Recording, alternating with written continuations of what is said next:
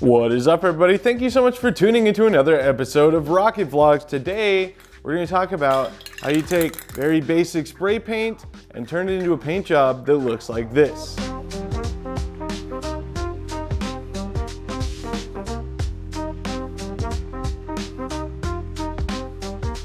Now, I get a lot of comments about how my paint jobs look really good, and I do appreciate it, but I also do feel I need to preface here that being on camera makes things look a whole lot better than they do in person. So while I do take a lot of time and a lot of pride in my paint jobs, there are still bunches of imperfections that are very noticeable to me and may not be noticeable to you on the field, but especially are not noticeable on camera. So before we start doing anything, I want to tell you that less than perfect is perfect, right? It's a rocket. Things are gonna happen to it. It's gonna land in dirt, get hung up in power lines, land in a tree, something depending on where you fly, and it might just get destroyed entirely. So don't hang up too much on your paint jobs looking perfect. Believe me, I've tried and there is no sense in it. But if you do want to take your rocket paint job sort of to the next level, I'm going to show you guys how I've managed to achieve some of the pretty cool finishes on rockets that I have. And while there has been some expensive paint in the mix here and there, for the most part, all of my rockets are painted with nothing more than Rustoleum paint. A lot of them don't have clear coat, they don't have any special metallic flake or anything, but all it takes is a little time and prep work. And that is where we're going to start first, because a paint job is only as good as the prep job beneath it. You want your surface to be smooth and prepped and clean and ready for your paint to stick as best as possible. So as usual, it's time to cut to some sanding. I'm just kidding, actually. I'm not putting you guys through that. You guys have seen more than enough sanding on the sanding channel. Just sand your rockets, you know? Get everything very smooth. Your fillets, I've done plenty of fillet videos. My God, have I talked about making fillets nice. But once you're satisfied that everything is the correct shape, get everything sanded, and it's time to move on to primer. And that brings me to my first recommendation. That is Rustoleum's Automotive Filler Primer. This stuff is very thick and it fills in etch marks and sanding marks and everything very, very nicely. And to demonstrate this whole paint job, we'll be using my new Wildman Demon 98 that I built recently, and that build will actually be coming out on the Wildman Rocketry YouTube channel as an instruction video for building the rocket. So if you're not subscribed, please click the link in the description or press the I in the top right corner. Go subscribe to the Wildman Rocketry YouTube channel because we will be uploading more content over there. I propped the rocket up on my floor jack handle, which a lot of people have called into question, but hey, it works for me and I don't really care that much if I get paint on my floor jack. I did put a bag on it to be a little preventative, but once the rocket was standing and ready to be sprayed, I just wiped it down with some IPA and let it all dry before I started spraying. I usually do 3 to 4 coats of this stuff, and once you have 3 to 4 coats on there, it does really start to fill in any dimples, any scratches, any little imperfections. And you can, of course, go back and put some more spot putty or filler or whatever else.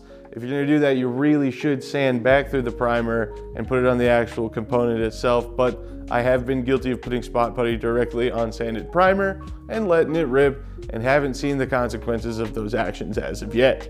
Another good tip is to, sand the filler primer. That's the biggest benefit of the filler primer, in fact, is that all those little holes and everything, once you've got the filler primer filling them in, you can just block everything and sand it all down. I recommend probably doing 600 or 800 grit, but I didn't do that. Look, sometimes you just want a paint job done fast, and if your prep work is done pretty well, the primer is usually gonna go on pretty smooth. And I spent way more time than I'd like to admit finishing and shaping the fillets on that rocket, so I was convinced there wasn't gonna be anything that was gonna bother me, so I moved on. Now, of course, I did decide if I was gonna make a video like this, I needed to make the rocket a pretty fun and flashy color. That's why I went with pink, metallic pink specifically, but not metallic pink, which I'll get to here in a moment. I just wanted it to be very bright and very outstanding. So I went with this. It's Rustoleum's Satin Magenta, and it is a gloss finish rocket. The satin does not matter because, there's gonna be clear coat over it. This is just a really cool color, and it's business as usual. I love the 2x coverage Rustoleum cans because they lay on and cover up so nicely, and they're really cheap. You can get the American Accents 2x coverage ones from places like Walmart, or the Painter's Touch 2x coverage ones from Home Depot and Lowe's, but they really do make it super nice and super easy. After the primer had a chance to dry and tack up for about 10 minutes, I went ahead and started spraying the magenta. There was 2 coats of the magenta, and I did them about 8 to 10 minutes apart. And yeah, I know everybody advises light coats, but I don't do that. So, you know, gamble if you want to along with me. The paint sticks really good, and once you get a feel for it, you can actually do some pretty heavy coats right off the bat without having any runs or issues. But again, your mileage may vary, and you might want to just take it easy and go with the light coats first. Now, here is the key to this fun metallic paint job that I did. Up next is the Rustoleum glitter, okay? If you're a consistent viewer of my YouTube channel, you've seen me use this before on my minimum diameter rocket that I called Third Charms the Try. It flew on a CTI M1675, and I used the silver one and sprayed it on just dummy thick to the point that it looks like the glitter on the cap, and we sealed that with clear coat as well, only for the rocket to go Mach 2 and burn it off. But you know, it is what it is. It looked really cool up until that point. Actually, it still looks pretty cool now, just for different reasons. All that aside, we're using the glitter effect a little bit differently this time. Instead of just spraying it on so thick that you don't see anything else, what I did was very gently and very quickly spray it all over the rocket, trying to keep everything consistent, but largely just adding an effect to our base coat of magenta. This can still probably almost 3/4 of the way full. I didn't use almost any of it, which is a little bit tragic because this is wildly expensive. It is like $15 or $17 a can or something like that. I sprayed it on directly after the magenta. Did not go back inside. I did not let it sit and tack up or anything. I wanted this stuff to be embedded in the magenta paint, so I started spraying it immediately. But if you're going to do this, keep in mind, this is not just spraying glitter. I mean, it really looks like it. You would assume so just looking at it, but I believe it is suspended in clear coat, so it is still possible to cause some runs, especially if you're spraying on really wet paint. I know in the video it looks like I'm still spraying it pretty close, but I'm using it very sparingly. It's kind of a hard process to describe, and again, something that you just kind of have to practice doing. What I recommend is taking any boxes that you have from ordering stuff, or just any wood dowels and things like that you got kicking around. I've done this a bunch of times. In fact, there's a dowel in here somewhere from when I test painted the Bob's, the N1000 minimum diameter rocket that flew at balls. I tested stage by stage every portion of that paint job that I was going to spray on the rocket because it was carbon fiber. It was a very expensive tube that I did not want to mess up. So testing your paint, if you're not confident that it's going to go the way you want it to, or you're not confident that you're going to want to spend the time to fix it, I highly recommend testing it. Another good way to test your paint is, well, this is kind of a me problem, right? But I have a whole bunch of rocketry tubes just kicking around, short little sections that I've cut off of a million different things. Hold on.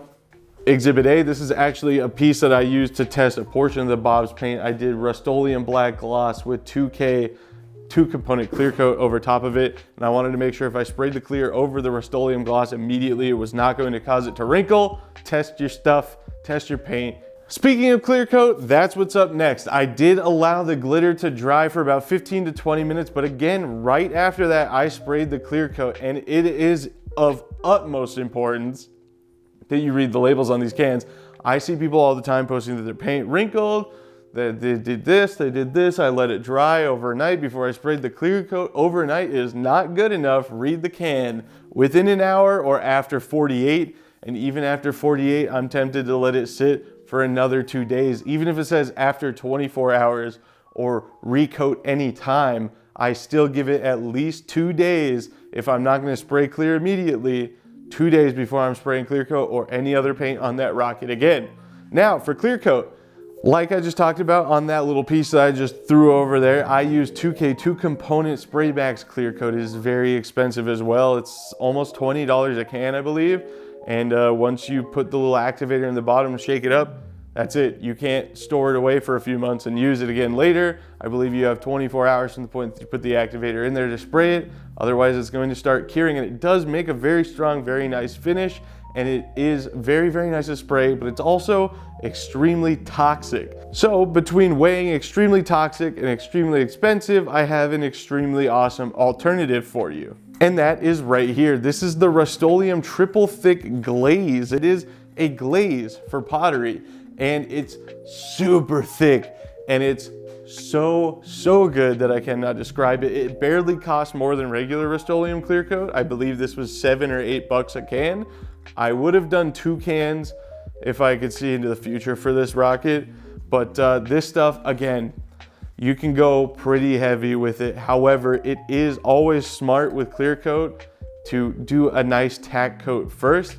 So do a light coat and then start spraying it heavy. Do as I say, not as you're watching me do in that video right now, by the way, because I did not do this. But it is wise to do a nice soft coat, let that tack up for about 5 minutes, and then if you're gonna start hitting it heavy, assuming it's pretty warm outside, by the way, let that get pretty tacky, and then give it nice, smooth. You can go heavy, but you have to be smooth, you have to be quick, and you have to make sure if you hesitate for 1 second when you're spraying it heavy, you get a little hiccup or whatever in your line, it's going to run. You don't want it to run. You can sand it out, but you don't want to have to sand it, but it will happen. So again, take your time, practice, test your stuff out. But yeah, I love this stuff so much. And there you have it. There is my Wildman Demon 98 looking pretty in pink. And you can see there's some marks on here from where I put it on the PVC stand before the clear completely dried.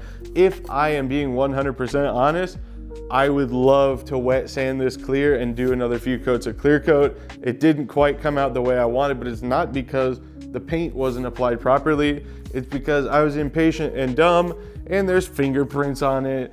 And like I said, marks from the PVC stuff. I just really wanted to get it inside because it was about to start raining, and this is just what happens sometimes. So this is the part where I tell you that usually I would just sand this down with probably 400, 600 grit without taking away the actual glitter inside the paint, because if you sand through the clear, you will start pulling that glitter off.